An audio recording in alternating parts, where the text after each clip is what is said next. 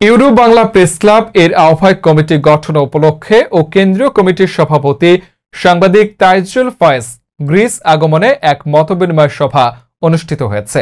বিস্তারিত ডেস্ক রিপোর্টে। প্রবাসের সাংবাদিকতায় অগ্রণী ভূমিকা পালনকারী সংগঠন গ্রিসের সাংবাদিকতার প্রথম স্তম্ভ ইউরো বাংলা প্রেস ক্লাব এর আহ্বায়ক কমিটি গঠন উপলক্ষে ও কেন্দ্রীয় কমিটির সভাপতি সাংবাদিক তাইজুল ফয়েজ গ্রিস আগমনে এক মতবিনিময় সভা অনুষ্ঠিত হয়। সংগঠনের সভাপতি সাংবাদিক জাকির হোসেন চৌধুরীর সভাপতিত্বে সাধারণ সম্পাদক নীরব আহমেদ রোমান নাজমুল হক এর পরিচালনায় সন্ধ্যায় গ্রিসের রাজধানী এথেন্সের তিতাস বাংলা হলরুমে অনুষ্ঠিত হয়। এতে প্রধান অতিথি হিসেবে উপস্থিত ছিলেন বাংলাদেশ কমিউনিটি ইন গ্রিসের সাধারণ সম্পাদক HM জাহিদুল ইসলাম।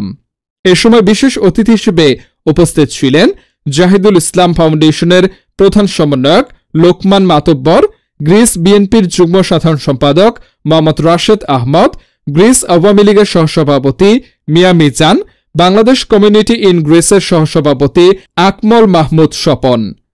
সভায় 11 সদস্য বিশিষ্ট আহ্বায়ক কমিটি ঘোষণা করেন কেন্দ্রীয় কমিটির সভাপতি Taijul Faiz.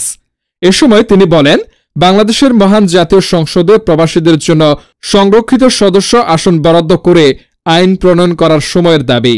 Europe Bangla press club গ্রিসের আহ্বায়ক কমিটির সদস্যরা হচ্ছেন আহ্বায়ক জাকির হোসেন চৌধুরী, যুগ্ম আহ্বায়ক নীরব আহমেদ, মতুর রহমান মুন্না, মোহাম্মদ নুরুজ্জামান রাজা, সদস্য সচিব মোহাম্মদ নাজমুল হক, যুগ্ম সদস্য সচিব শিমুল হোসেন, মিয়া মোহাম্মদ খালেদ, মাওলানা কাউসার হামিদ ভুইয়া, সদস্য আবুল কাশেম মোহন, সদস্য তাজুদ আহমদ, তাইজুল ফয়েজ।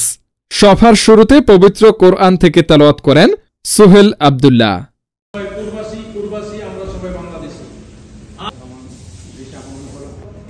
এত কঠিন কাজটি আমরা সবাই করে যাচ্ছেন।